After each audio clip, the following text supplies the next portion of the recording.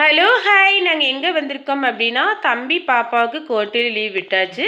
அதனால பழனிக்கு பக்கத்துல எருமநாயக்கன்பட்டி அப்படிங்கிற வில்லேஜுக்கு தான் நாங்க வந்திருக்கோம். அங்க அம்மா என்னென்ன செடி வச்சிருக்காங்கன்னு பார்க்கலாமா? கொய்யாக்கா செடி, லெமன் செடி, வாழை மரம், அப்புறம் கருகப்பிலை செடி, கப்பக்கிழங்கு, கம்பு கொஞ்சம் கொஞ்சம் வச்சிருக்காங்க, ரோஸ் செடி வச்சிருக்காங்க, அப்புறம் கத்திரிக்காய் போட்டிருக்காங்க, அப்புறம் தண்ணி வந்தது. தண்ணி தொட்டியில ஃபுல்லா நெறச்சு வச்சோம். ஆயுத பூஜைக்கு தயாராக சுடுதண்ணில குளிச்சோம். அப்புறம் அங்க சாப்பாடு செய்யவே முடியலங்க.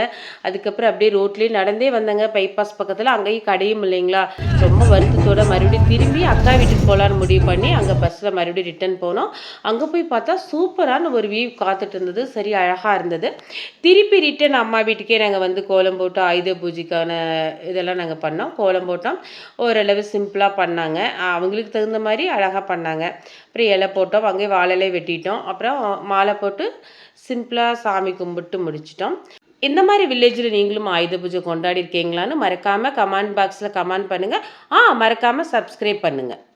பண்ணாட பரதேசி பசங்களா, ஆயுத பூஜை யாரு கொண்டாடு தெரியுமாடா?